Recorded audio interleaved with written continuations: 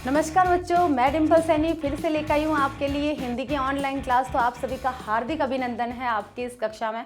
तो हम पढ़ रहे हैं बहुत अच्छे से। देखिए हमारी जो यात्रा है हिंदी की वो बहुत अच्छे से चल रही है और आप लोग भी बहुत जुटे हुए हैं, बहुत मेहनत कर रहे हैं, बहुत ज़्यादा संघर्ष कर रहे हैं अपने लक्ष्य को प्राप्त करने के लिए। तो लगे रहिए, इसी प्रकार आपको बहुत आगे जाना है, बहुत आगे बढ़ना है और जल्दी से अपने लक्ष्य को प्राप्त करना है। ठीक है, तो अब हम जो पढ़ने जा रहे हैं, देखिए यूपी बोर्ड 12th क्लास की सामान्य हिंदी का जो नेक्स्ट लेसन था हमारा हरिशंकर परसाई जी द्वारा लिखा गया निंदा रस, उसका फर्स्ट लेक्चर हमने पढ़ लिया है। और देखिए फर्स्ट लेक्चर में हमने क्या पढ़ा था, हरिशंकर परसाई जी के बारे में। ठीक है, अब देखिए हरिशंकर परसाई जी का नाम अग्रणी रूप से किस विधा में लिया जाता है। उन्होंने निबंध, कहानी और उपन्यास विधा लिखी है। उन विधाओं में अपने जो विचार व्यक्त करे हैं वो करे हैं व्यंग्यात्मक शैली में। ठीक है, व्यंग्यात्मक यानी कि किसी के प्रति कोई बात कही जाती है या फिर व्यंग उसे कहते हैं, जैसे ताना मारना, किसी को कमेंट के द्वारा कोई बात समझानी है। ठीक है, तो वो होती है व्यंग भाषा या व्यंग शैली। ठीक है, तो उनकी जो शैली थी लेखन की वह थी व्यंग्यात्मक शैली में। उन्होंने निबंध विधा को प्रमुखता दी है, कहानी विधा को प्रमुखता दी है और उपन्यास विधा को प्रमुखता दी है।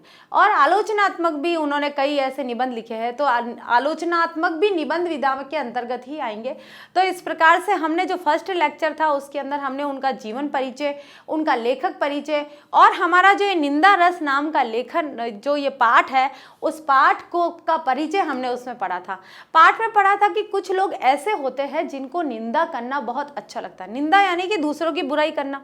ठीक है, अब कई लोग तो ऐसे होते हैं जो निंदा मतलब वो निंदा करना अपने जीवन का लक्ष्य समझते हैं। कई लोग शौक से निंदा करते हैं भाई, है ना, शौक से मतलब उनकी आदत होती है। और कई लोग ऐसे होते हैं जो किसी की प्रगति को देखकर, किसी की ऊंचाइयों को, यानी कि हम बोलेंगे कि अगर कोई सक्सेसफुल व्यक्ति है तो उसे देखकर किसी अन्य व्यक्ति को कुछ जलन होती है, मतलब ईर्ष्या होती है। तो उस ईर्ष्या के द्वेष के कारण उसको निंदा करनी पड़ती है कि भाई ये आगे बढ़ा है तो इसको कहीं ना कहीं उसकी बुराइयां निकाल लेंगे, भाई इस प्रकार से ये आगे बढ़ा था। ठीक है, तो इस प्रकार से हरिशंकर परसाई जी ने उन निंदकों की यहाँ पर कटु आलोचना करी है इस निबंध के माध्यम से। देखिए तो निंदा रस यानी कि रस भी देखिए मैंने आपको जब परिचय पढ़ाया था तब बताया था कि रस क्या होते हैं। रस काव्य शास्त्र, यानी कि जब हम शास्त्र पढ़ते, साहित्य शास्त्र पढ़ते हैं, तो जब शास्त्रों में काव्य शास्त्र आता है उस काव्य शास्त्र का प्रमुख अंग है रस। ठीक है, यानी कि हमने कोई काव्य की पंक्तियां पढ़ी है और उसमें किस प्रकार का रस, किस प्रकार के भाव वहां पर प्रकट हो रहे हैं, तो वह उसके रस का मतलब बोधन करता है, यानी कि रस को प्रदर्शित करता है। अब यहाँ पर जो लेखक ने लिखा है निंदा रस, यानी कि निंदा करना, बुराई करने में भी एक आनंद आता है कुछ लोगों को, उस बात पर यहाँ पर उन्होंने व्यंग किया है। तो देखिए हमारा जो आज का लेक्चर है सेकंड लेक्चर, उसमें हम पढ़ेंगे निंदा रस, जो हमारा पाठ है उसके बारे में कि निंदा रस के अंतर्गत लेखक ने यहाँ पर क्या कहने की कोशिश की है, किन किन लोगों की आलोचना करी है, कौन कौन से लोगों के बारे में हमें परिचय करवाया है। तो वो सारी चीजें आज हम पढ़ेंगे। और निंदा क्या है, निंदा के दूसरा रूप क्या है, बहुत सारी चीजें हमको पढ़ने की मिलेगी। और इससे ये होगा, देखिए सबसे पहले तो मैं ये मानती हूँ, मुझे भी ऐसा लगता है कि ये वाला जो पाठ हम जब पढ़ेंगे, उनके जो विचारधारा पढ़ेंगे हरिशंकर परसाई जी की, उससे हमें भी आगे बढ़ने के लिए ये जो निंदा नामक शब्द है और उसके जो भाव है और उसकी जो प्रतिक्रिया हमारे जीवन में अगर थोड़ी बहुत कहीं है तो हम उसे फिर छोड़ देंगे, क्योंकि यह आगे बढ़ने का सबसे बड़ा बाधा तत्व गिना जाता है। ठीक है, मतलब कि एक दोहा भी है, निंदक नियरे राखिए। ठीक है, यानी कि अगर आपको अपने आप में सुधार करना है, ठीक है, तो अपने आसपास आपके बुराई करने वाले लोगों को रखिए ताकि वो आपकी बुराई करे और उन बुरे अवगुणों को आप दूर करें, जिससे आपकी जो अंदर की जो व्यवहारिकता है, जो व्यक्तित्व है, वो अच्छा निखर कर आएगा। ठीक है, तो इसलिए हमें निंदक लोगों को पास में रखना चाहिए, लेकिन इसलिए नहीं कि हम भी उनकी संगति में होकर उनके जैसे बन जाए, बल्कि इसलिए कि वे हमारी बुराई बताते रहे, वे हमारे अवगुणों को बताते रहे और हम हमारे अवगुणों को हमारे अंदर से दूर करते जाए और गुणों का अंदर विस्तार करते जाए। तो इस प्रकार से निंदा रस के माध्यम से हमें अपने जीवन में बहुत बड़ा परिवर्तन करना है। देखिए बच्चों, जो भी आप पढ़ते हो, अपने आपके जीवन में जो भी चीज़ें पढ़ते हो, चाहे कोई भी विषय पढ़ते हो, हिंदी ही नहीं आप और भी आपके विषय है, उन विषय को भी पढ़ते हो, तो आप अपने जीवन से जोड़िए उनको। जब हम उसे जीवन से जोड़ देते हैं ना, तो उसका फिर आनंद कुछ और हो जाता है। हमें फिर वो चीज़ें कुछ ज़्यादा पढ़ने की जरूरत नहीं होती, क्योंकि हम उसमें प्रैक्टिकल हो जाते हैं पूरी तरीके से। ठीक है, तो चलो हम हमारी यात्रा की तरफ चलते हैं, जो है जिसका नाम है निंदा रस। भाई हम भी देखते हैं इस निंदा नामक शब्द में क्या आनंद मिलता है, क्या रस मिलता है। ठीक है, तो चलते हैं हम निंदा रस, जो लिखा गया है श्री हरिशंकर परसाई जी के द्वारा। ठीक है, तो देखिए क्या कह रहे हैं, कई महीने बाद, यानी कि एक व्यक्ति को यहाँ पर की संज्ञा दी है, यानी कि कोई नाम न बोलकर। अब यहाँ पर हरिशंकर परसाई जी किसी व्यक्ति का नाम न बोलकर, हो सकता है क ख ग ग इस प्रकार से कहे, तो हमें समझना है क एक व्यक्ति है, ख एक व्यक्ति है, ग एक व्यक्ति है। ठीक है, तो यहाँ पर उन्होंने किसी का नाम नहीं दिया है, क्योंकि वो यहाँ पर किसी को एक्सपोज नहीं करना चाहते हैं। वो तो बस एक बात बताना चाहते हैं कि किस प्रकार से ये बुराई उन लोगों के मन में इतनी हद तक फैल गई है और किस प्रकार से हमारे जीवन को वे प्रभावित करते हैं। ठीक है, ये देखना है। तो चलिए शुरू करते हैं। कई महीने बाद आए थे। ठीक है, कोई व्यक्ति है, वो बहुत दिनों बाद आए थे। सुबह चाय पीकर अखबार देख रहा था कि वे तूफान की तरह कमरे में घुसे। तूफान यानी कि बहुत शीघ्रता से, बहुत ही ज्यादा तेजी से वे कमरे में घुसे, यानी कि अंदर आए। ठीक है, साइक्लोन की तरह। साइक्लोन क्या होता है? तूफान ही होता है, चक्रवात होता है। ठीक है, मतलब ऐसे जोर एकदम तेज गति से वो हमारे घर में आए।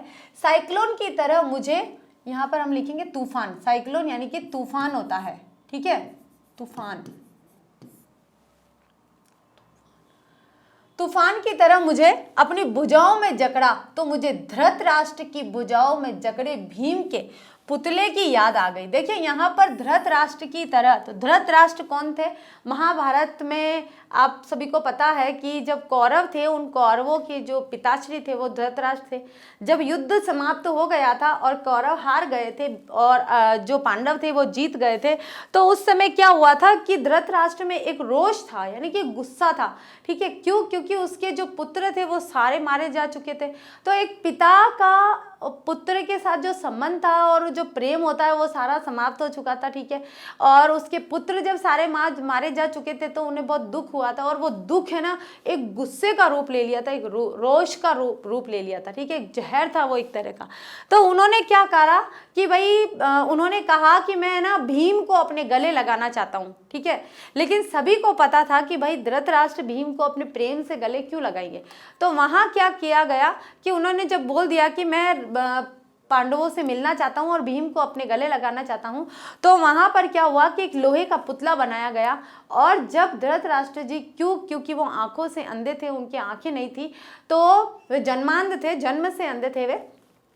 तो क्या हुआ उस समय कि जब लोहे का पुतला उनके सामने रखा गया, तो जब उन्होंने उस पुतले को गले लगाया, तो उनकी जो जकड़ थी गले लगाने के लिए, उनकी जो हाथों की जकड़ थी वो इतनी प्राण घातक थी कि वो जो लोहे का जो पुतला था वो चूर चूर हो गया। ऐसा कहा जाता है महाभारत में कि वो जो लोहे का पुतला था वो चूर चूर हो गया, मतलब बुरी तरीके से प्राण घातक जकड़न से उन्होंने गले लगाया था। तो वो यहाँ पर जो लेखक है वो भी यही कह रहे हैं कि जो थे वो बहुत दिनों बाद आए थे और वे तो अखबार देख रहे थे और वो इतने तूफान की तरह घर में घुसे और इतनी जकड़ के उनको गले लगा लिया। मतलब किसकी तरह? धृतराष्ट्र की भुजाओं में जकड़े भीम के पुतले की याद आ गई, कि उन्हें भीम के पुतले की याद आई कि जिस प्रकार से धृतराष्ट्र जी ने भीम के पुतले को गले लगाया था और वो चूर चूर हो गया था। हो सकता है मैं भी यहाँ पर ऐसी जकड़ से मैं भी टूट फूट जाऊं थोड़ा बहुत। ठीक है, यह धृतराष्ट्र की जकड़ थी। बिल्कुल, ये जो जकड़ थी ना वो धृतराष्ट्र की ही थी, क्योंकि मन से तो उन्होंने गले लगाया नहीं था, उनको ऐसा एहसास हो रहा था, कुछ महसूस हो रहा था। अंधे धृतराष्ट्र ने टटोलते हुए पूछा, कहाँ है भीम? आ बेटा, तुझे कलेजे से लगा लूं। ठीक है, समझ में आ रहा आप सभी को कि कहाँ है? अंधे थे वो, उनको तो पता नहीं। उन्होंने इस प्रकार से टटोलते हुए कहा कि भाई कहाँ है भीम? आ बेटा, मैं तुझे गले लगाना चाहता हूँ। और जब भीम का पुतला उनकी पकड़ में आ गया तो उन्होंने प्राणघाती स्नेह से उसे जकड़कर चूर कर डाला। मतलब देखिए कितना रोष उनके अंदर था, कितना गुस्सा उनके अंदर था कि वो गुस्सा उनके शक्ति बन गई और उस शक्ति ने एक लोहे के पुतले को भी चूर चूर कर डाला। ऐसा हो सकता है क्या? लेकिन उस समय कहा जाता है कि उन्होंने इस प्रकार से गले लगाया था और जो लोहे का पुतला था वो सच में चूर चूर, मतलब उसके टुकड़े हो गए थे। ठीक है, बिल्कुल चूर चूर नहीं, मतलब टुकड़े हो गए थे। ठीक है, आगे चलते। मतलब देखिए यहाँ पर जो लेखक है हरिशंकर परसाई जी स्वयं के लिए कह रहे हैं कि उनके मित्र ने उनको इस प्रकार से गले लगाया कि वो बिल्कुल उनके जकड़ में ऐसे लग रहे थे, बंधे बंधे से उनको असहनीय दुख हो रहा था। इस प्रकार से वो यहाँ पर बताना चाह रहे थे कि जैसे उन्होंने प्राणघाती जकड़न वहाँ पर लगाई थी, उसी प्रकार से उनके मित्र ने भी यहाँ पर प्राणघाती जकड़न के द्वारा उनको गले लगा रखा है।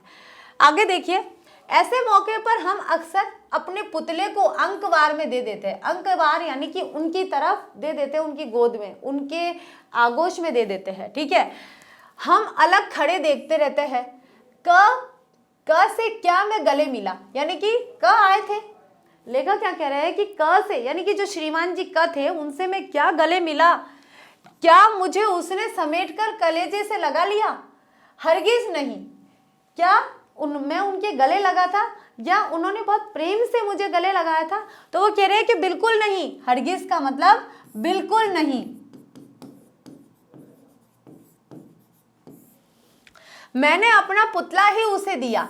पुतला मतलब कि अब देखिए यहाँ पर तो आप ऐसा नहीं है कि हरिशंकर परसाई जी को क ने गले लगाया और वो चूर चूर कर देते।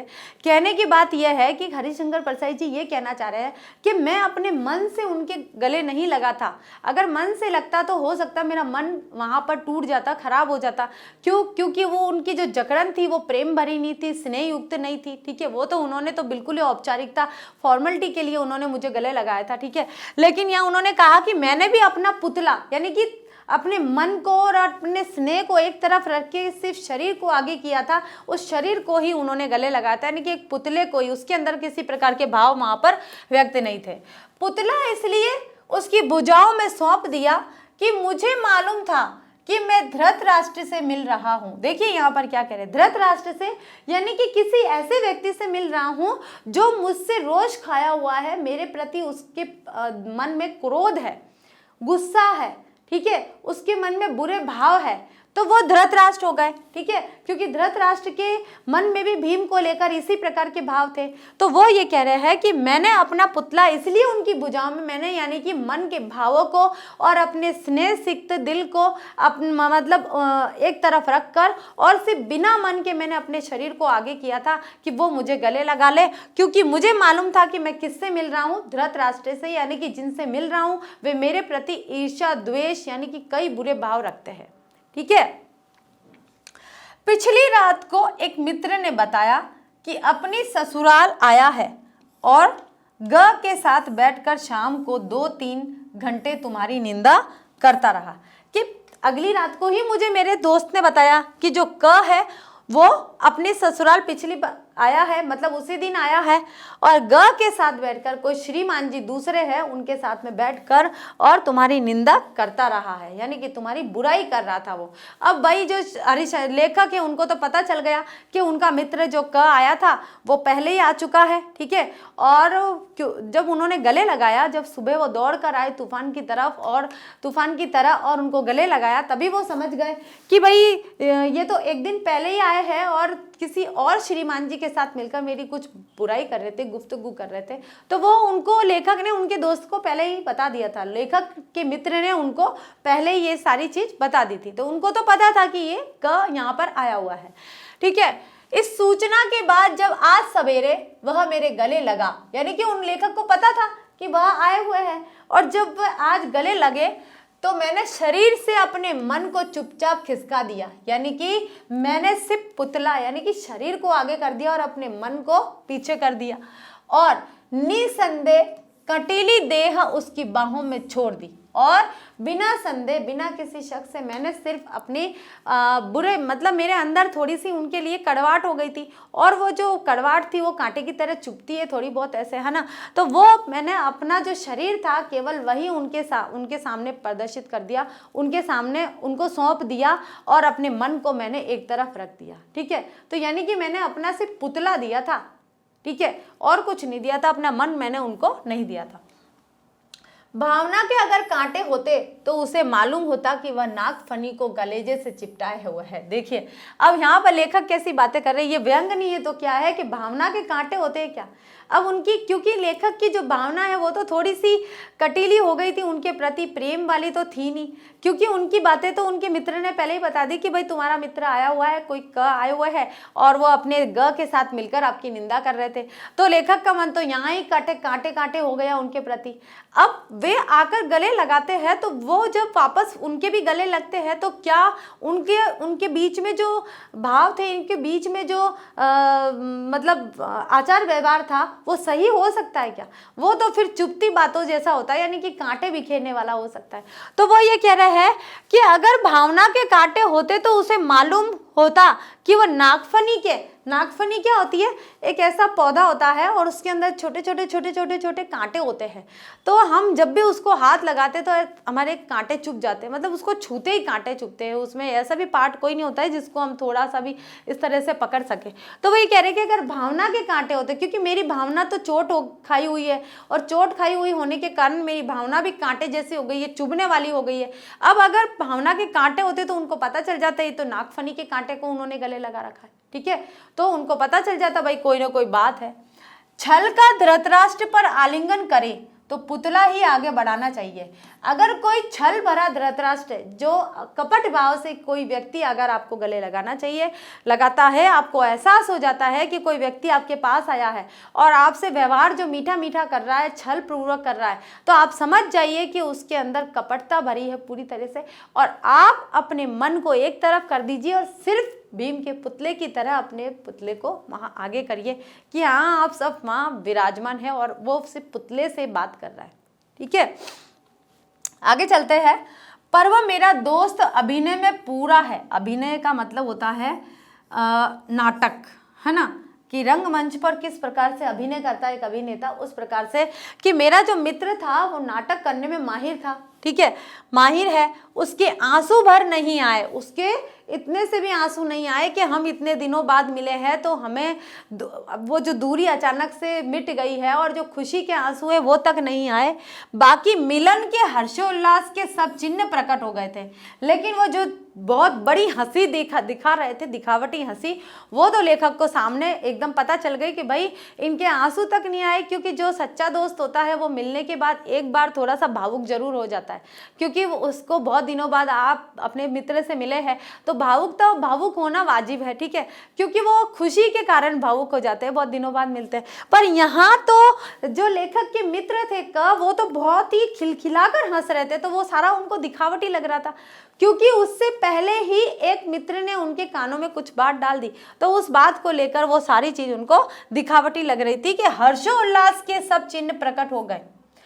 वह गहरी आत्मीयता की जकड़ नयनों से छलकता वह असीम स्नेह और वह स्नेह सिक्त वाणी, यानी कि सारी चीजें प्रकट हो गई कि वह गहरी आत्मीयता की जकड़, बहुत प्यार से उसने मुझे बहुत ज़्यादा गले लगाया, ऐसा जैसे उससे ज़्यादा आत्मीयता तो कोई और मुझे देता ही नहीं होगा।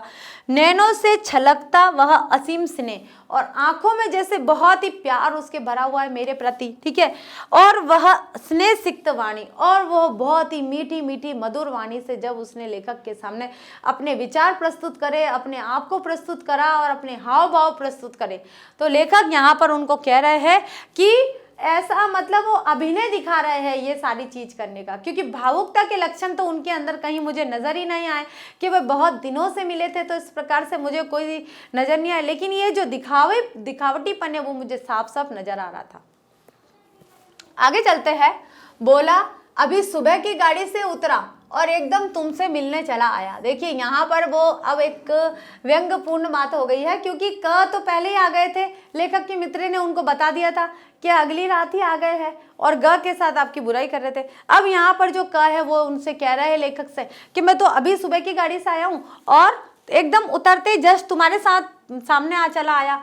जैसे आत्मा का एक खंड दूसरे खंड से मिलने को आतुर रहता है, वह कह रहे हैं कि मेरी आत्मा तुमसे मिलने के लिए बेचैन थी और मैं यहाँ आ गया हूँ।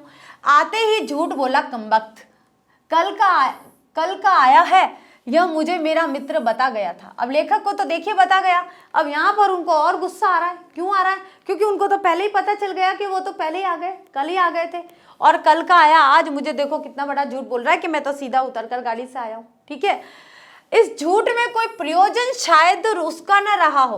प्रयोजन का मतलब कोई फायदा, या फिर हेतु भी बोलते हैं, या फिर हम बोल सकते हैं मतलब। ठीक है, यानी कि इस झूठ से कोई हेतु या कोई मतलब या कोई फायदा शायद उसका न रहा हो। ठीक है, कुछ लोग बड़े निर्दोष मिथ्यावादी होते हैं। मिथ्यावादी यानी कि झूठी बात करने वाले, निर्दोष, जिसको हम दोषी करार नहीं दे सकते, ऐसे निर्दोष झूठे होते हैं। वे आदतन प्रकृति के वशीभूत झूठ बोलते हैं। ये निर्दोष क्यों कहेंगे? अब यहाँ पर देखिए, निर्दोष शब्द लाकर कवि ने बहुत बड़ा व्यंग प्रकट करा है कि झूठ बोलने का गुनाह भी करा है, दोषी तो बना दिया है, लेकिन उनको क्या संज्ञा दी है? निर्दोष। क्यों?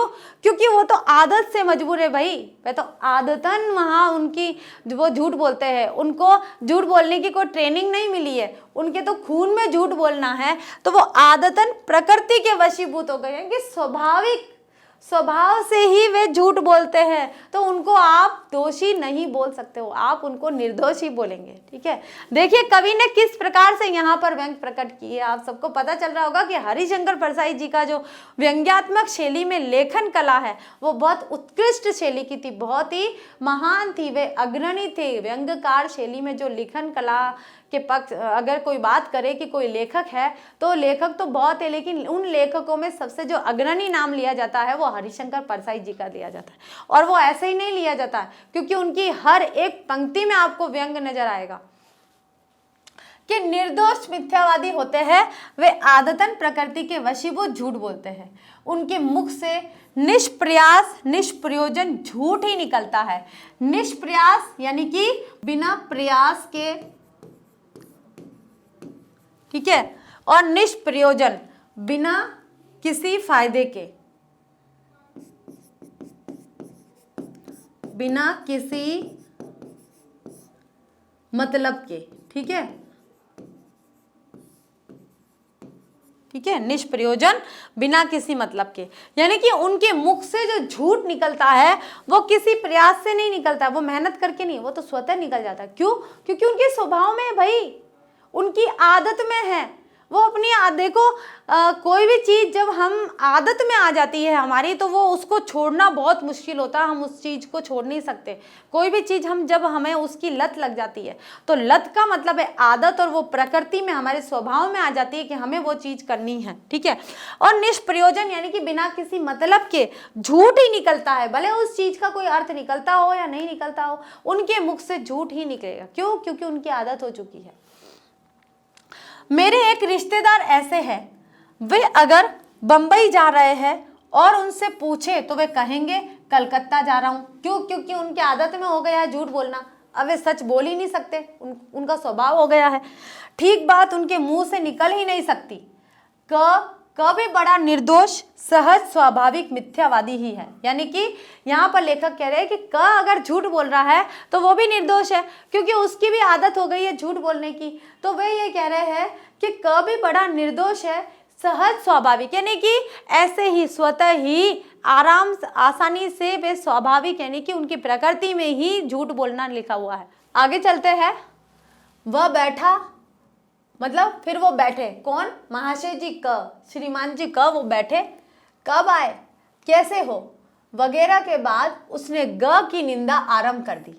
मतलब कि वह बैठे पहले, तो फिर उन्होंने पूछा, भाई लेखक ने पूछा कब आए, कैसे हो, ये सब आपस में एक दूसरे से पूछने, खैर खबर पूछने के बाद में वगैरह के बाद उसने की निंदा आरंभ कर दी। यानी कि उसने फिर क्या करा कि की निंदा शुरू कर दी, की बुराई करना शुरू कर दी। किसने? ने।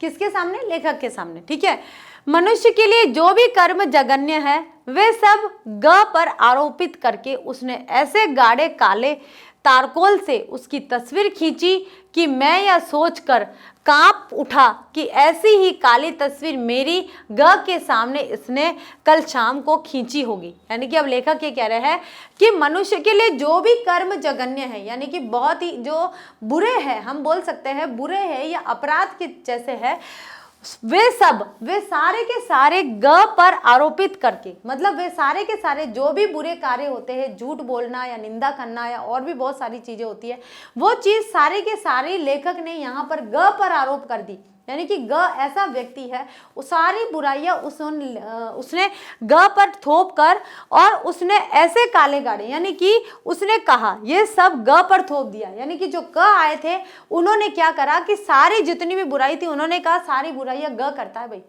सारे भी जितने भी कर्म करते वो ग करता है। तो ग के ऊपर आरोपित करके उसने किसके लिए, क के लिए, क ऐसे काले गाढ़े तारकोल से उसकी तस्वीर खींची। यानी कि क ने, ठीक है, क ने मतलब कि ऐसे गाढ़े तारकोल गाढ़ा तारकोल यानी कि इतनी भयंकर उसके सामने बुराइयां करी, इतनी बड़ा चढ़ाकर बुराइयां करी कि जैसे तारकोल से उसकी तस्वीर खींच दी। मतलब पूरा जैसे वो तो काला ही है, ग में ही है सारी बुराइयां, जितनी भी विश्व की बुराइयां वो सारी ग के अंदर, यानी ये तो पूरी तरीके से काला है, उसके अंदर किसी भी प्रकार का स्वच्छता का हम आभास नहीं देख सकते हैं।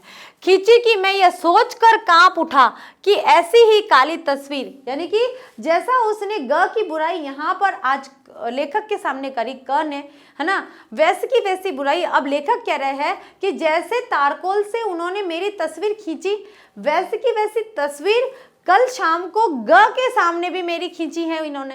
तो ये क्या है, फिर मेरे सामने उसकी बुराई कर दी, उसके सामने मेरी बुराई कर दी, ठीक है। तो मेरी तस्वीर उसके सामने खींच दी और उसकी तस्वीर मेरे सामने खींच दी, ठीक है, कल शाम को ही खींची होगी। यानी कि उसने भी मेरे साथ ऐसा, मतलब मेरे बारे में ग के सामने ऐसे ही विचार व्यक्त करे होंगे। सुबह की बातचीत में ग प्रमुख विषय था। सुबह की बातचीत जब हो रही थी, जब वे सुबह आए थे, तो ग को ही केंद्र बिंदु मानकर बातें हो रही थी। भाई ग ने ये कर दिया, ग ने ये काम कर दिया, ग ने ये करा था, ग ने ये बड़ा उल्टा काम कर दिया, सब कुछ ग के विषय में। और ग से रिलेशन में जो भी बातें हो रही थी वो सारी की सारी यहाँ बोल रही थी, ठीक है। फिर जो जिस परिचित की बात निकल आती उसी को 4-6 वाक्यों में धराशायी करके वह बढ़ लेता। यानी कि उसके बाद ग के अतिरिक्त अगर मान लो ये कोई और परिचित जान पहचान वाला मिल जाता है, किसी और की बात आ जाती है, तो जो ख थे, मतलब कि जो क आए थे, सॉरी ख नहीं क, जो श्रीमान जी क आए थे, वो उन लोगों की भी बुराई शुरू कर देते। मतलब उनको भी धराशायी, उनकी भी किसी प्रकार से बुराई करके उनको नीचे पटक देते, किसी भी प्रकार से। मतलब कि लेखक ये कहना चाह रहे हैं कि क किसी भी प्रकार से अपने आप को अच्छा साबित करना चाह रहे हैं, चाहे वो किसी की बुराई करके, चाहे झूठ बोलकर, या किसी की निंदा करके, या फिर किसी की पूरी काली तस्वीर खींच के, किसी भी प्रकार से, केवल ग की नहीं, केवल लेखक की नहीं, अन्य जो रिश्तेदार है अगर उनकी भी अगर कोई बात आती है तो उनकी भी वो बुराई करके ग और उनका पूरा धराशायी, उनको झूठ बोल के पूरा गलत साबित कर देते हैं, ठीक है। इस प्रकार से यहाँ बताया है, लेखक बता रहे हैं कि देखिए जो क आए थे वो उनकी जो विचारधारा है, उनकी जो प्रवृत्ति है, उनकी जो मनोवृत्ति है वो किस प्रकार की है कि जहाँ गए और जिसके विषय में बात चल रही है तो उसके सामने उसकी बुराई हो गई, फिर उस दूसरे के पास गए तो जिसके विषय में बात चल रही है उसकी बुराई हो गई। यानी कि उनके स्वाभाविक प्रवृत्ति थी, ये स्वाभाविक प्रकृति थी, ठीक है, उनकी आदत बन चुकी थी। अब उनको उनकी आदत को सुधारना व्यर्थ होगा, ठीक है। आगे चलते हैं। अद्भुत है मेरा यह मित्र। अब लेखक कह रहे हैं कि मेरा जो ये मित्र है वो तो बहुत अद्भुत प्रकृति के है। ऐसे भी मित्र होते हैं क्या? उसके पास दोषों का कैटलॉग है। दोषों का, दोष यानी कि दोष किस प्रकार के होते हैं, कैटलॉग हमें दिखाते हैं ना। कई बार हम सामान खरीदने जाते हैं तो हमें जो कैटलॉग दिखाते हैं तो वो ये कह रहे हैं कि उसके पास तो दोषों का कैटलॉग है कि दोष किस प्रकार के, किस ढंग के हो सकते हैं। मैंने सोचा कि जब वह हर परिचित की निंदा कर रहा है तो क्यों न मैं गले लगे हाथों विरोधियों की गत इसके हाथों करा लूं। यानी कि मैं, अब लेखक ये बोल रहे हैं कि मैंने सोचा कि जब ये सारे लोगों की ही बुराई कर रहे हैं तो चलो लगे हाथों में अपने जो विरोधी है, मेरे जो विपक्षी लोग हैं, उनकी भी ले लूं कि भाई उनके बारे में इनके क्या विचार है, ग के क्या विचारधारा हो सकती है, ठीक है। मैं अपने विरोधियों का नाम लेता गया।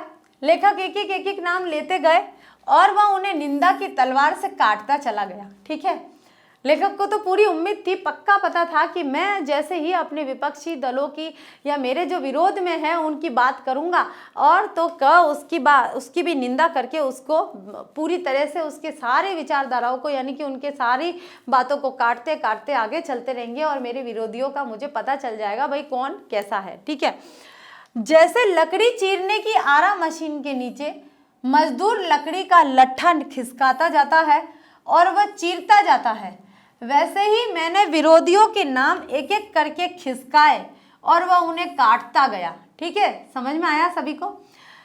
कैसा आनंद था दुश्मनों को रण क्षेत्र में एक के बाद एक कटकर गिरते हुए देखकर, योद्धा को ऐसा ही सुख होता होगा। यानी कि अब देखिए, अब यहाँ पर लेखक ये कहते हैं कि मुझे जो आनंद प्राप्त हुआ है, अब आनंद क्या प्राप्त हुआ है भाई? देखिए, जैसे एक योद्धा जब युद्ध क्षेत्र के अंदर अपने विरोधियों को मारता हुआ यानी कि उनको वहां पर कट कट कर गिरते हुए जब देखता है एक योद्धा युद्ध क्षेत्र में, तब उसके जो भाव होते हैं यहाँ पर लेखक को उसी प्रकार के भाव हो रहे हैं।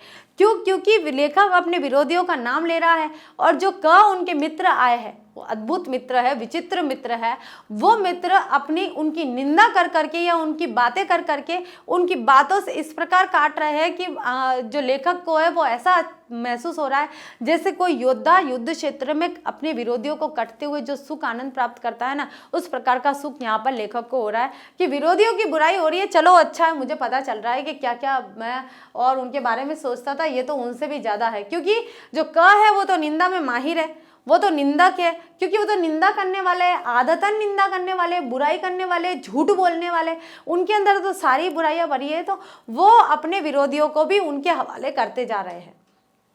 आगे चले, मेरे मन में गत रात्रि यानी कि पिछली रात्रि, गत का मतलब क्या होता है? पिछली। ठीक है, पिछली रात्रि के उस निंदक मित्र के प्रति मैल नहीं रहा, यानी कि किसी प्रकार का अब वो जो निंदक थे, निंदक मित्र यानी जो निंदा कर रहे थे, बुराई करने वाले थे, उन निंदक मित्र के प्रति कोई भी किसी प्रकार का द्वेष भाव नहीं रहा, किसी प्रकार का मतलब दुश्मनी का भाव उनके मन में अब नहीं रहा। दोनों एक हो गए। भेद तो रात्रि के अंधकार में ही मिटता है, यानी कि जो भेद होता है वो तो रात्रि के अंधकार में ही पता चलता है और मिटता है, दिन के उजाले में भेद स्पष्ट हो जाते हैं। निंदा का ऐसा ही भेद नाशक अंधेरा होता है, निंदा भी ऐसा ही होती है। देखिए, निंदक जो लोग होते हैं जब वो निंदा करते हैं तो जितनी भी बुराइयां होती है वो सारी की सारी रात्रि के समान, सूरज की जब सुबह सूर्य होता है, दिन का उजाला आता है, उसमें रात्रि के सारे अंधकारों को दूर ले जाता है, अंधकार के कणों को दूर ले जाता है। उसी प्रकार से जो निंदक होता है वह भी रात्रि के समान आता है और हमारे अवगुणों को ले जाता है और हम एक फिर उजाले का सा महसूस करते हैं, क्योंकि हमारे अंदर वे सारी चीजें नष्ट हो जाती है। 3-4 घंटे बाद जब वह विदा हुआ, 3-4 घंटे तक बहुत उन्होंने बात करी, बहुत सारी निंदाएं करी, विरोधियों की निंदा करी, बुराई करी, झूठ बोला, सब कुछ करा, और जब वह विदा हुआ तो हम लोगों के मन में बड़ी शांति और तुष्टि थी, संतुष्टि थी। ठीक है, निंदा की ऐसी ही महिमा है, निंदा ऐसी है जब हम भरपूर किसी के बारे में अच्छे से विचार कर लेते हैं, बुराई कर लेते हैं, हम सोचते हैं कि मेरे ही विचार ऐसे नहीं थे, सामने वाले के भी थे, इसका मतलब मैं सही हूं।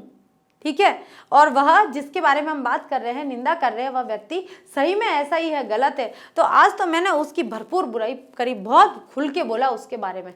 तो क्या किसी के बारे में खुलकर बोलना अच्छी बात है क्या? बिल्कुल नहीं। इस तरह से हम किसी के सामने किसी और को यहाँ पर प्रदर्शन का केंद्र नहीं बना सकते। कौन, क्या पता वो जाकर फिर उसके सामने बोल दे, तो हमें किसी की निंदा करने का कोई अधिकार नहीं होता है। यहाँ लेखक यही बात समझाना चाहते हैं कि निंदा बहुत ही गलत विषय है, इसे हमें थोड़ा दूर रखना चाहिए। 2-4 निंदकों को एक जगह बैठकर निंदा में निमग्न देखिए। निमग्न का मतलब होता है कि 2-4 व्यक्ति जो होते हैं, जो बुराई का जैसे जो स्वाभाविक बुराई करते हैं या स्वाभाविक निंदक होते हैं, ठीक है, उनका स्वाभाविक गुण होता है, आदतन गुण होता है। अब उन लोगों को आप बैठा दीजिए पास में, देखिए उनका क्या आनंद मिलता है उनको। क्यों? क्योंकि सब अपने अपने लोगों की यहाँ पर निंदा कर रहे हैं, बुराई कर रहे हैं और अपने मन के भावों को व्यक्त कर रहे हैं और बहुत रस ले रहे हैं। क्यों? क्योंकि उनको तो आनंद मिल रहा है, मजा आ रहा है बुराई करने में, ठीक है। और तुलना कीजिए कि 2-4 ईश्वर भक्तों से जो राम धुन लगा रहे हैं।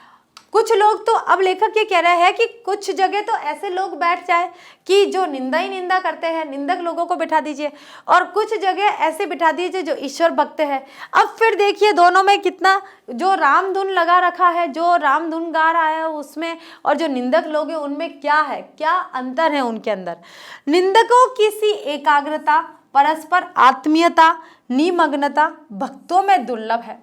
बिल्कुल, एकाग्रता का मतलब क्या हुआ कि अगर वो कोई बुराई कर रहे हैं किसी की, उसके बीच निंदा कर रहे हैं बहुत लोग, और उसके बीच में आप उनको कुछ कह दीजिए या कोई काम करवा लीजिए या कोई बात कह दीजिए या उठकर आने के लिए कह दीजिए कि आप जरा सा उठकर आइए, आप यकीन मानिए उनको इतना गुस्सा आएगा। क्यों? क्योंकि उनका तो बहुत अच्छा फेवरेट टॉपिक चल रहा है, उस फेवरेट टॉपिक में आप उनको डिस्टर्ब करेंगे तो बिल्कुल वो तो, उनको तो बुरा लगेगा।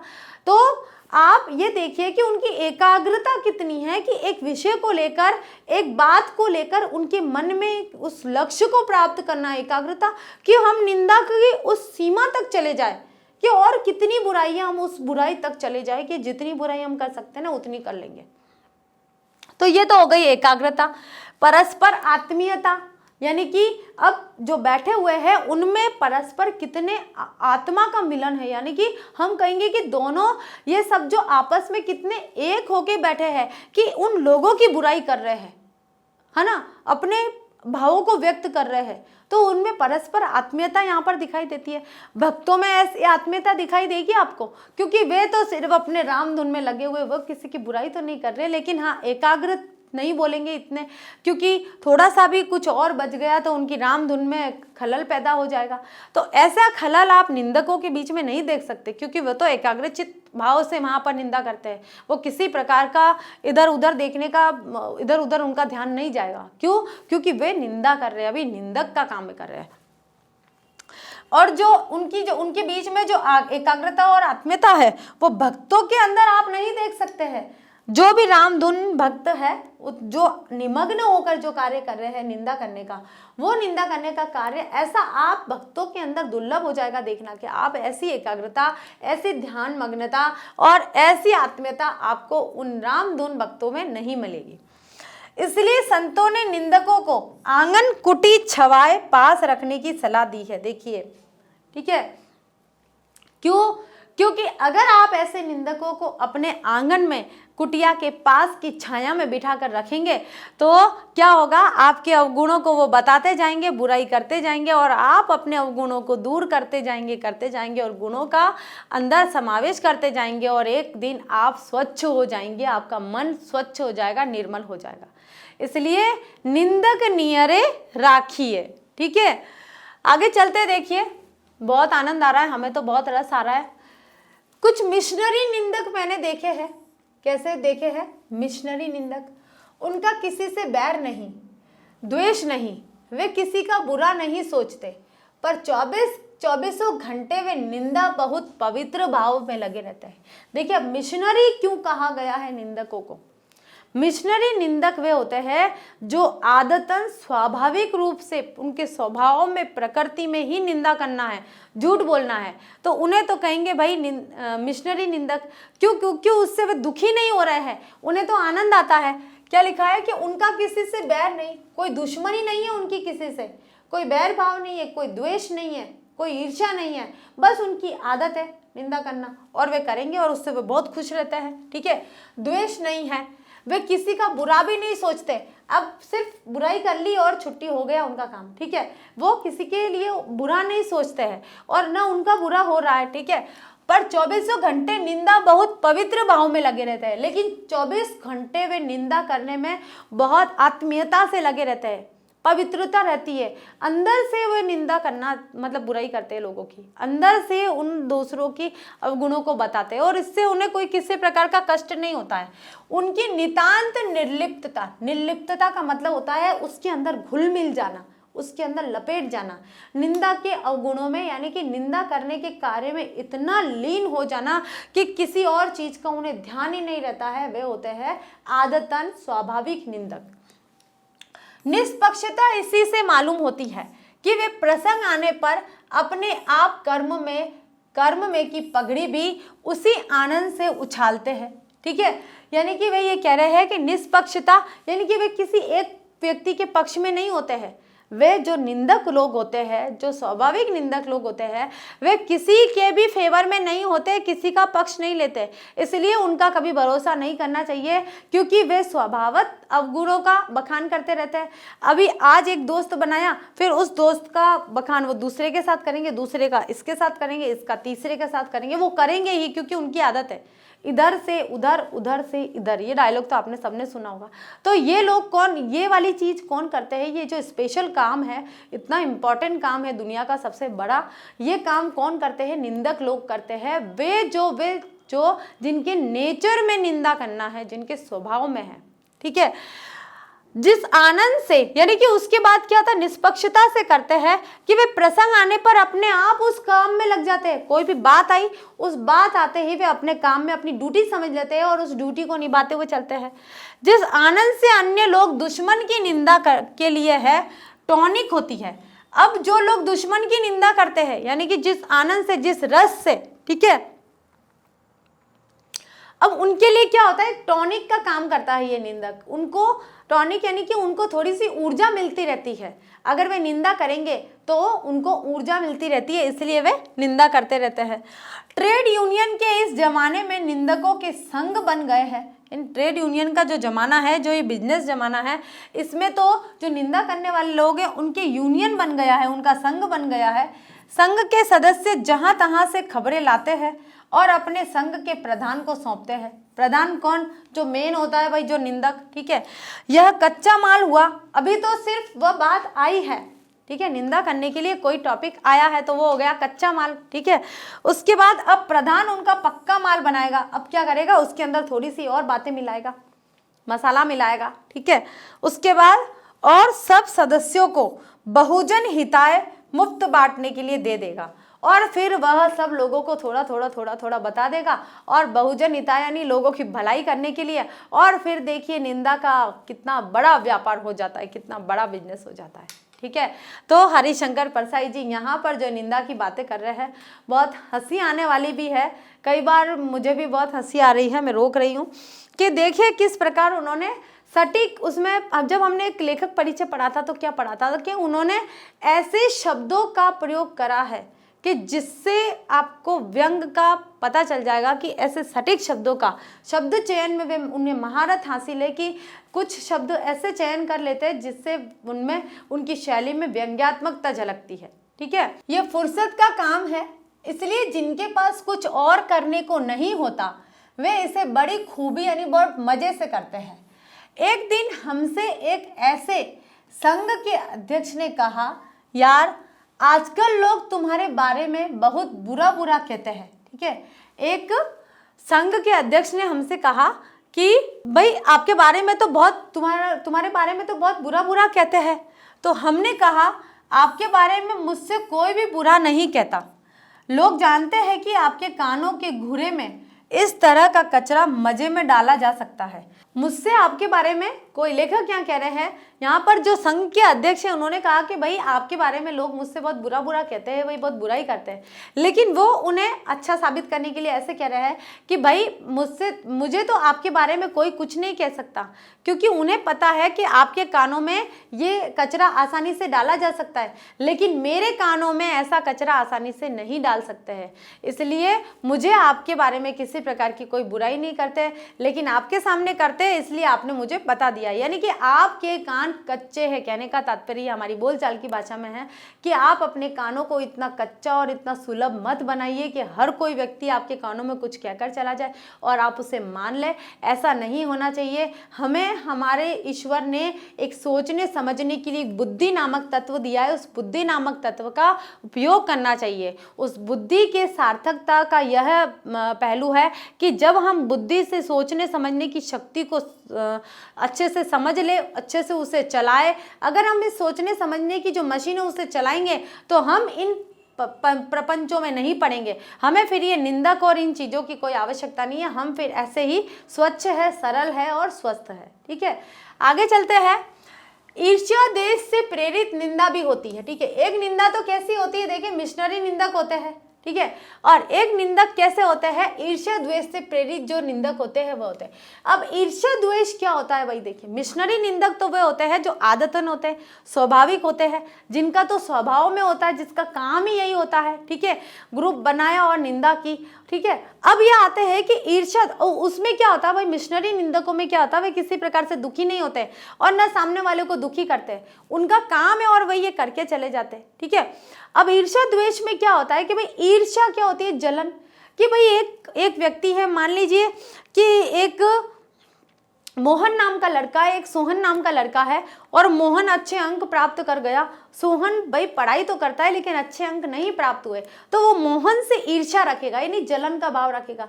अब ईर्ष्या के कारण उसके अंदर द्वेष आ जाएगा, द्वेष यानी कि उसके प्रति कुछ दुश्मनी का भाव आ जाएगा। अब उसके अंदर द्वेष नाम की दुविधा आ चुकी है, ठीक है। तो वह जो ईर्ष्या द्वेष वाली जो निंदा है, यानी उस ईर्ष्या द्वेष के कारण वह जो निंदा कर रहा है, बुराई कर रहा है, तो वह उस ईर्ष्या जो निंदक होता है उसके लिए हानिकारक है। क्यों? क्योंकि वह उसके अंदर दुखी हो रहा है, वो दुख के भाव से निंदा कर रहा है, खुशी के मारे आदतन या मजे लेने के लिए निंदा नहीं कर रहा है, वो दुख प्रकट करने के लिए निंदा कर रहा है, तो वह तो हानिकारक है भाई, ऐसी निंदा बिल्कुल कोई मत करना।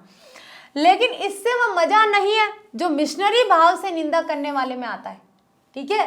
जो आदतन निंदा करता है, जिसकी आदत हो जाती है, तो उसको तो मजे लेने के लिए निंदा करता है, बहुत मजे लेने के लिए वो बुराई करता है। लेकिन जो दूसरा व्यक्ति है जो ईर्ष्या द्वेष के कारण निंदा करता है, यानी कि जलन के भाव का दुख रखकर या द्वेष का दुश्मनी का भाव रखकर और फिर किसी की बुराई कर रहा है, तो फिर वह मजा नहीं ले रहा, फिर वो तो खुद ही अंदर घुट रहा है और अंदर ही अंदर वो दुखी हो रहा है। इस प्रकार का निंदक बड़ा दुखी होता है, ईर्ष्या द्वेष से 24 घंटे जलता है और निंदा का जल छिड़क कर कुछ शांति अनुभव करता है। थोड़ा सा उसकी बुराई कर लेता है, फिर उसको थोड़ा सा सही लगता है, लेकिन मन में तो ईर्ष्या है। ईर्ष्या ऐसी होती है जो धीरे धीरे मनुष्य को जलाती रहती है, ठीक है। इसलिए ईर्ष्या का भाव मन में कभी नहीं रखना है, जो जिसके नसीब में वो होकर रहता है। इसलिए कभी भी हमें आगे बढ़ना है तो हमें अपने कर्मों को बनाना होगा, हमारे लक्ष्य की तरफ हमारा ध्यान होना चाहिए। बाकी हम किसी से जलन रख के और हमारा जो कर्म है वो तो नहीं कर रहे, सिर्फ ईर्ष्या का कार्य कर रहे हैं, तो वो सब नहीं करना चाहिए। ऐसा निंदक बड़ा दयनीय होता है, दयनीय यानी कि बहुत दुखी होता है, दयालु मतलब दया दिखाने योग्य होता है। अपनी अक्षमता से पीड़ित वह बेचारा दूसरे की सक्षमता के चांद को देखकर, मतलब कि आप तो इसके लिए काबिल नहीं हो, आपकी काबिलियत तो यहाँ पर प्रदर्शित नहीं हो रही है, और दूसरे की काबिलियत को देखकर और उसकी शानो शौकत को देखकर आप जलन महसूस कर रहे हो, तो ये तो गलत बात है, ठीक है। ईर्ष्या द्वेष से प्रेरित निंदा करने वाले को कोई दंड देने की जरूरत नहीं है। देखिए, अगर किसी ने ईर्ष्या द्वेष से प्रेरित होकर किसी की बुराई करी है, तो उसको फिर किसी प्रकार का दोष, किसी सजा की आवश्यकता नहीं होती है, क्योंकि वो तो अंदर ही अंदर सजा ले रहा है, अंदर ही अंदर अपने आप को दुखी कर रहा है। तो ऐसे भाव नहीं रखने भाई हम लोगों को, ठीक है, हमें अंदर ही अंदर दुखी नहीं होना है। वह निंदक बेचारा स्वयं दंडित होता है, आप चैन से सोइए, और वह जलन के कारण सो नहीं पाता है, ठीक है। जलन बहुत बेकार चीज होती है, ईर्ष्या बहुत ही बेकार चीज होती है। हिंदी साहित्य जगत में एक लेसन है, ईर्ष्या तू न गई मेरे मन से, बहुत अच्छा पाठ है, कभी पढ़िएगा टाइम मिले तो। आगे चलते हैं, उसे और क्या दंड चाहिए, अब वो तो अंदर ही अंदर दुखी हो रहा है भाई, पूरा खत्म हो रहा है ईर्ष्या के जलन के भाव से, वह जल रहा है। लेकिन उससे एक व्यक्ति है जो बहुत ही उसके पड़ोस में प्रसिद्धि पा रखा है, उसके कार है भाई, बंगला है, सब कुछ है, और एक व्यक्ति है वो जो मिडिल क्लास फैमिली का, वो बोल रहा है मैं भी तो मेहनत करता हूँ, लेकिन उसकी मेहनत थोड़ी अलग है, वो घर बैठकर वो देख रहा है कि मैं ये काम कर रहा हूँ और वो आगे बढ़ता जा रहा है। अब वो जब उससे ईर्ष्या कर रहा है तो वो आगे बढ़ने की कोशिश नहीं कर रहा है, वो सिर्फ उसकी बुराई कर रहा है, उसको देख देख के जल रहा है, उसको देख देख के दुखी हो रहा है। उस दुखी होने से और जलने से अच्छा है कि वह ऐसा कार्य करे कि वह उसको मात दे, उससे ज्यादा प्रगति कर सके। तो ऐसे भाव मन में होने चाहिए, ईर्ष्या के भाव नहीं होने चाहिए, ठीक है। प्रतिस्पर्धा होनी चाहिए, ईर्ष्या नहीं होनी चाहिए। प्रतिस्पर्धा हमें आगे बढ़ने के लिए मोटिवेट करती है, आगे बढ़ने की प्रेरणा देती है, जबकि ईर्ष्या है वो हमें हमेशा पीछे की ओर धकेलती है। तो हमें पीछे नहीं होना है, हमें तो हमेशा आगे की तरफ जाना है। निरंतर अच्छे काम करते जाने से उसका दंड भी सख्त होता जाता है। जैसे एक कवि ने एक अच्छी कविता लिखी, ईर्ष्याग्रस्त निंदक, क्या लिखी है, ईर्ष्याग्रस्त निंदक को कष्ट होगा। अब अगर एक और अच्छी लिख दी तो उसका कष्ट दुगुना हो जाएगा। ठीक है, अगर कोई किसी ने कविता लिखी है, भाई कविता लिखता है, ठीक ठीक है चलो, है ना, बहुत अच्छी कविता लिख दी, उसकी वाहवाही होगी, दूसरे कवियों को द्वेष हो गया, जलन हो गई, तो वो वैसे ही दुखी हो जाएंगे और जो कविता लिखने का उनकी कला है वो भी धीरे धीरे नष्ट हो जाएगी। इसलिए ईर्ष्या से हमेशा दूर रहिए, कभी भी किसी से ईर्ष्या नहीं करनी चाहिए। निंदा का उद्गम यानी कि जन्म, ठीक है, निकलना, निंदा कहाँ से निकलती है, निंदा का उद्गम हीनता और काम चोरी से होता है। जब आप किसी के प्रति हीन भावना देख रहे हैं या फिर आप कामचोर है, आपके अंदर कर्म नहीं है, तो आप फिर किसी की निंदा करेंगे। अन्यथा आप किसी की निंदा क्यों करेंगे, क्योंकि आप भी कर्मशील है और आप हीन भावना मन में नहीं ला रहे हैं किसी के प्रति, तो आप क्यों निंदा करेंगे। फिर आपके जो विचार है ना वो उच्च कोटि के होंगे। एक जो प्रतिष्ठित व्यक्ति होते हैं, जो आदर्श व्यक्ति होते हैं, जो सज्जन व्यक्ति होते हैं, उनके विचार जो होते हैं वही विचार हो जाएंगे, अगर आप हीनता और कमजोरी का अलग भाव अंदर नहीं लाते हैं तो। ठीक है, मनुष्य अपनी हीनता से दबता है, वह दूसरों की निंदा करके ऐसा अनुभव करता है कि वे सब निकृष्ट है और वह उनसे अच्छा है। निकृष्ट यानी कि वे सब इनसे नीचे है। उसने अहम की उसके अहम की इससे तुष्टि होती है। वह बड़ी लकीर को कुछ मिटाकर छोटी लकीर बड़ी बनती है। ठीक है, जैसे बड़ी लकीर की बात कहेंगे कि भाई एक लकीर है ये, अब हम कहेंगे कि हम यहाँ पर हैं, अब ये तो छोटी है, तो हमें क्या करना है, इसको छोटा कैसे बनाना है कि इसके सामने जब बड़ी बना देंगे तो ये अपने आप छोटी हो जाएगी। इसको काटेंगे थोड़ी ना, इसको क्यों काटे, हम तो इससे बड़ा बन के दिखा देंगे, उसको नीचे गिराने की कोशिश क्यों करें, हम उससे ऊंचा उठने की कोशिश कर लेना। तो फिर वहां सारी हीनता और जो भी काम चोरी है, निकृष्टता, वो सारी समाप्त हो जाएगी, निंदा समाप्त हो जाएगी और आप एक सज्जन व्यक्ति के रूप में वहां काबिल हो जाओगे। ठीक है, तो आगे चलते हैं और देखिए, जो कर्मशील होता जाता है त्यों त्यों निंदा की प्रवृत्ति बढ़ती जाती है। जैसे ही उसके अंदर काम खत्म होता जाता है, कार्य करने की क्षमता खत्म होती जाती है, कि वो कार्य के आगे बढ़ने की प्रेरणा उसमें समाप्त हो जाती है, तो वह निंदा की प्रवृत्ति उसमें बढ़ती जाती है। फिर वो बुराई को ज्यादा अपनाएगा और वो धीरे धीरे उसके स्वभावगत प्रकृति हो जाएगी, उसके स्वभाव में वो मिल जाएगा। कठिन कर्म ही ईर्ष्या, द्वेष और उनसे उत्पन्न निंदा को मारता है। अगर आप कठिन कर्म करते हैं तो जितनी भी ईर्ष्या और द्वेष है या फिर उससे जो निंदा उत्पन्न हो रही है उसको वो सब समाप्त कर देता है। इंद्र बड़ा ईर्ष्यालु माना जाता है। ठीक है, इंद्र हमेशा कहते हैं कि वो ईर्ष्या करता है क्योंकि वह निठल्ला है।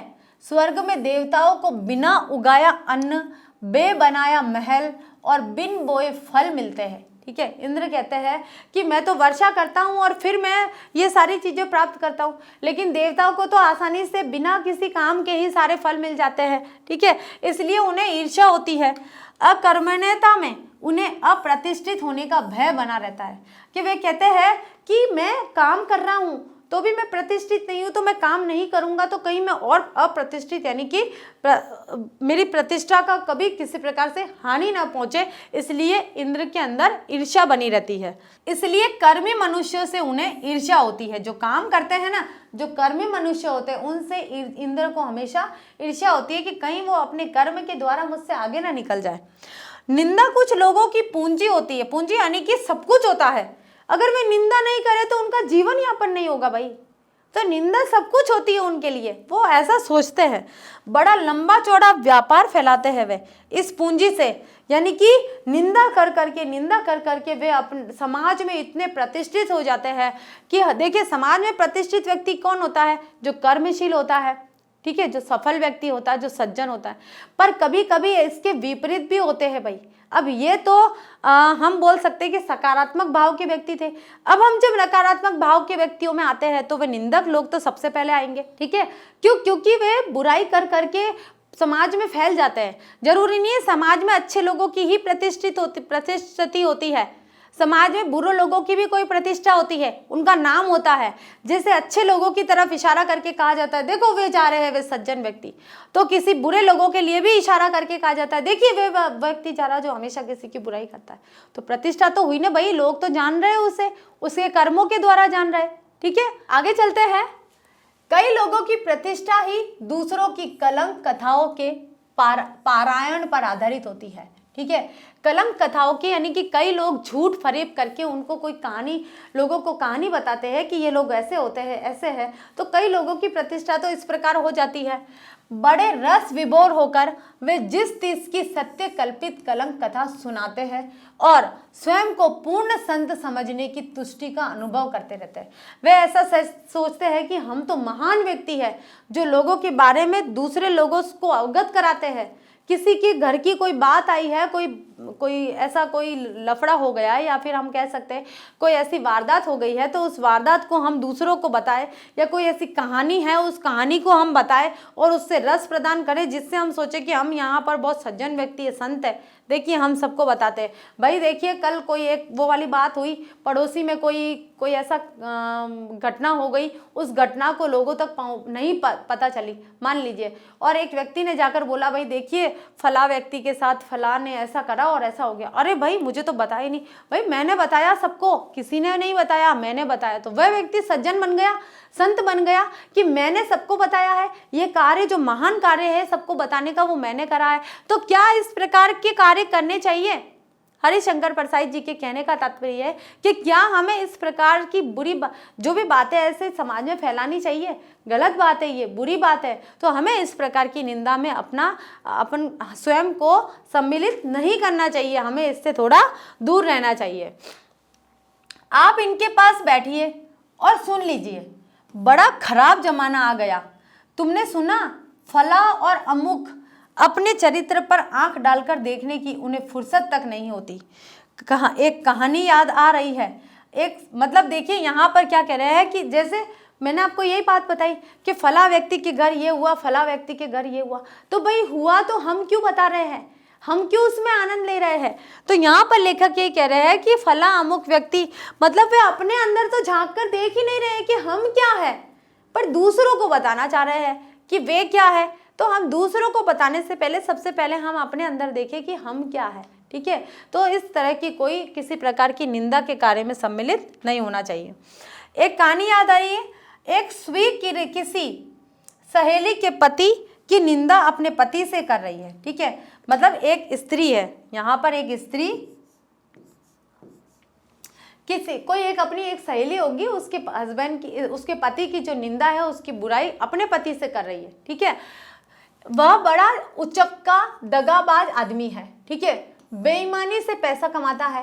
कहती वो मतलब अपने सहेली के पति के बारे में कह रही है कि वो बहुत उचक्का है, दगाबाज है और बेईमान है। ठीक है, और बेईमानी से पैसे कमाता है। कहती है कि मैं उस सहेली की जगह होती तो ऐसे पति को त्याग देती। तब उसका पति उसके सामने ये रहस्य खोलता है कि वह स्वयं बेईमानी से इतना पैसा कमाता है। सुनकर स्त्री स्तब्ध रह जाती है। क्या उसने पति को त्याग दिया? जी हाँ, वह दूसरे कमरे में चली गई, बस सिर्फ इतना ही त्यागा। ठीक है, कहने का तात्पर्य यह है, हरिशंकर परसाई जी कहना चाह रहे हैं कि जो निंदक लोग होते हैं उनकी कथनी और करनी में भी अलग फर्क होता है। ठीक है, हमें वही शब्द बोलने चाहिए या वही कथन कहना चाहिए जो कथन हम हमारे जीवन में कर सके, अन्यथा वह नहीं कहना चाहिए दूसरों के लिए। तो हरिशंकर परसाई जी कह रहे हैं कि कथनी में देखिए उसकी वह जो स्त्री थी, उसने कहा कि मैं उसकी पत्नी की जगह होती, मैं अपनी सहेली की जगह होती तो मैं अपने पति का त्याग कर देती, अर्थात छोड़ देती। जैसे ही उसके पति ने बताया कि मैं भी उसी दगाबाजी और धोखेबाजी से पैसा कमाता हूँ, तो उसकी पत्नी ने छोड़ा तो सही, लेकिन सिर्फ एक कमरे तक छोड़ा, बाकी ऐसा नहीं कि उसने अपने जीवन से निकाल दिया। तो निंदा करने से पहले हमें सबसे पहले सोचना चाहिए कि क्या हम वह कार्य कर सकते हैं, हम क्यों किसी की बुराई कर रहे हैं। हम हमारे घर में भी देखना चाहिए कि हमारे घर में क्या चल रहा है, उसके बाद हमें दूसरों की बात करनी चाहिए, अन्यथा हमें किसी और की बात नहीं करनी चाहिए।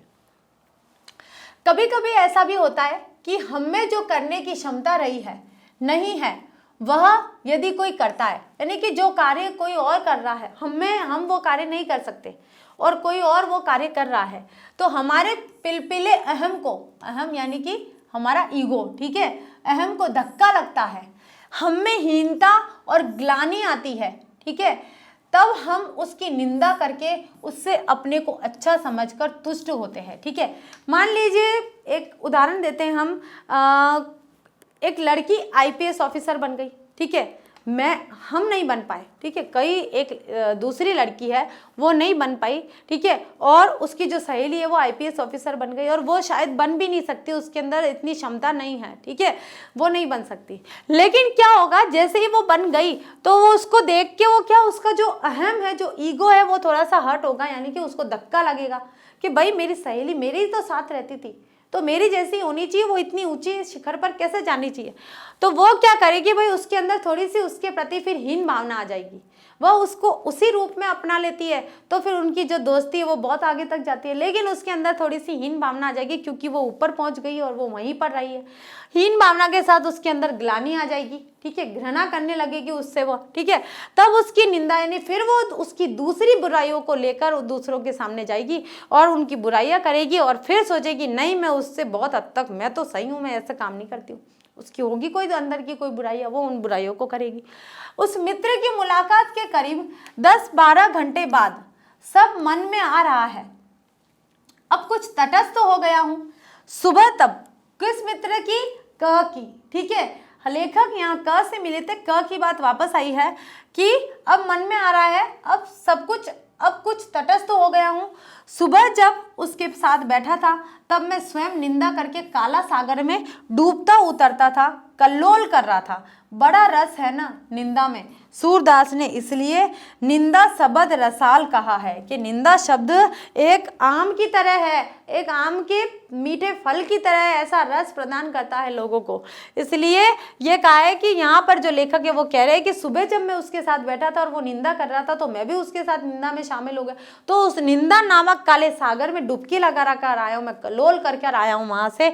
तो इसलिए मुझे उस निंदा के सागर में किसी प्रकार जाने का कोई इरादा नहीं है। और उन्हें फिर सूरदास की बात याद आ गई कि निंदा जो शब्द है वो एक रसाल यानी कि आम की तरह है, आम के फल की तरह है। तो देखिए इस आम के निंदा नामक ऐसे आम के फल को हमें नहीं चखना है, नहीं खाना है। निंदा शब्द ही बहुत बुरा है और इन निंदकों को भले ही हमें पास में रखे, वह हमारी बुराइयों को बताए और हम उन बुराइयों को दूर करें, लेकिन हमें उनकी संगति में कभी नहीं आना है, ठीक है। तो निंदक नियरे राखिए, निंदकों को नियरे अपने पास में जरूर रखना चाहिए, आंगन खुटी छुपाए कभी भी रखना चाहिए, क्योंकि हमें हमारी बुराइयों को दूर करना है, लेकिन उनके साथ कभी भी सम्मिलित नहीं होना है, उनका साथी नहीं बनना है। और ये जो निंदा है, ईर्ष्या है, ग्लानि है, इनसे दूर रहना है, हीन भावना से दूर रहना है। तो हरिशंकर परसाई जी ने हमें हमारे जीवन का संदेश दे चुके हैं, वो हमें बता चुके हैं कि हमारा जो जीवन है किस ओर जा रहा है और हमें किस ओर करना है, ठीक है। तो इसी के साथ हमारा ये लेक्चर कंप्लीट होता है। अगले लेक्चर में हम फिर से हाजिर होते हैं, तब तक के लिए थैंक यू।